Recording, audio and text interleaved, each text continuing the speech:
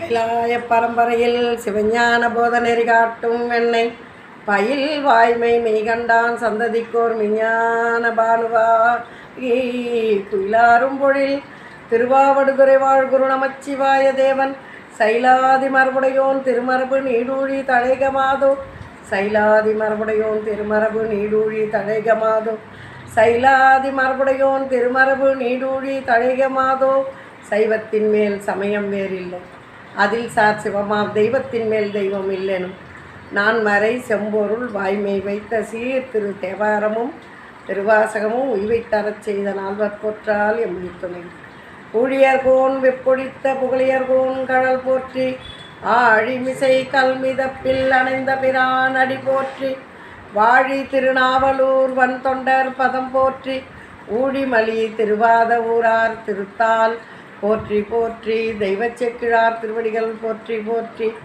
நம் வழிபடு தெய்வமாகிய அருள்மிகு சிவகாம சுந்தரியுடனுரை ராமநாதீஸ்வரர் பெருங்கருணை பேராற்றல் பேரன்பு பேரருளினாலும் நம் குருநாதர்களாகிய வைத்தியநாதன் ஐயா ரத்ன சபாபதி ஐயா அவர்களின் குருவருளாலும் இன்றைய சிந்தனையை சிந்திக்க இருக்கின்றோம். இப்பொழுது நாம் சிந்திக்க இருப்பது குருவருள். 12ஆம் திருமுறை என்று அழைக்கப்படுகின்ற நூல் திருத்தொண்டர் தொகை என்று வைத்தார்கள்.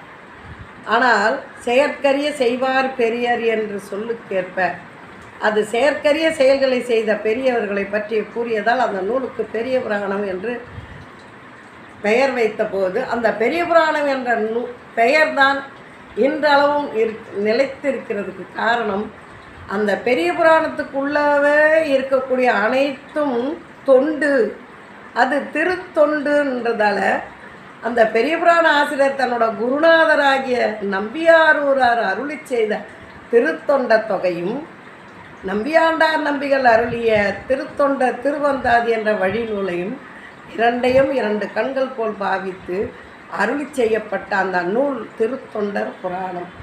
அந்த திருத்தொண்டர் புராணம் என்பது 10 நூல்களை உள்ளடக்கியது. திருவாசகம் அதனில் தனிப்பட்டது. இப்போது 11 திருமுறைகளை உள்ளடக்கிய ஒரே நூல் பெரிய புராணம். அது பெரிய புராணத்தில் ஒரு வரியுமே குருவருளை மட்டுமே தான் சிந்திக்க இருக்கிறது. நாம் பெருமழை குறும்ப நாயனார் என்ற ஒரு நாயனாரை நம்ம சிந்திச்சிருக்கோம். காரைக்கால் அம்மையாருக்கு முந்தி வருவார், குலச்சிறை நாயனாருக்கு பிந்தி வருவார். அவர் மேலை நாட்டில் குறும்பர் இன அரசர். அவர் சொல்கிறாரு, பெரிய புராண ஆசிரியர் சொல்கிறாரு, என்ன சொல்வார், பெரிய புராணத்தை நீங்கள் எடுத்து வாசிக்கும் பொழுது பார்த்தீங்கன்னா தெரியும். முதல் 2 வரியில் தொண்டு சொல்வார், 2வது 2 வரியில் தொழில் சொல்வார். அவரோட தொழில் குறும்பர் இன அரசர். குறும்பர் இன அரசனா எல்லாவற்றையும் எல்லா விதமான பிரச்சனைகளுக்கும் தீர்வு காணக்கூடியது ஒரு அரசனோட கடமை. அங்கே சொல்கிறாரு, வீதி தோறும் நீற்றின் ஒளி மிளிர அப்படிங்கிறாரு. நம்மளை மாதிரி தெருவுக்கு 2 பேர்லாம் திருநீர் பூசலாம். பெருமழையில் திருவிழிமழையில் வீதி தோறுமே திருநீர் பூசி இருந்தாங்கன்றாரு.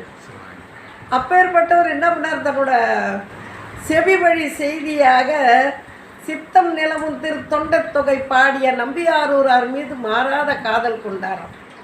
அப்படி இருக்கும் பொழுது அதனால் என்ன வச்சு அந்த குரு பக்தியால் அவருக்கு அட்டமா சித்தி கைவர பெற்றது. அது மட்டுமல்ல, சிவபெருமான் நாளைக்கு ஆடி சுவாதி நம்பியாரூராரை திருக்கைலாயம் அழைத்து செல்லலாம் என்ற பொழுது அவருக்கு முன்னாடி ஆடி மாதம் சித்திர நட்சத்திரத்திலேயே பெருமழை குறும்ப நாயனார் பெருமான் கைலாயத்துக்கு கூட்டிகிட்டு போனார். எப்படின்னு நம்பியாரூரார் கேட்குறாரு, ஐயா உங்களை நான் பூலகத்தில் பார்த்துருக்குறேனே அப்படின்னார். இல்லைங்க, ஏன்னா பெருமழை குறும்ப நாயனார் நீங்கள் இன்றைக்கி வர போகிறீங்க, நான் நேற்றே வந்துட்டேன் அப்படின்னார். அப்போ நம்பியாரூரார் சொல்கிறார், மண்ணுலகில் பிறந்து நம்மை வாழ்த்தும் வழியடியா பொன்னுலகம் பெறுதல் தொண்டனேன் என்று கண்டொழிந்தேன்.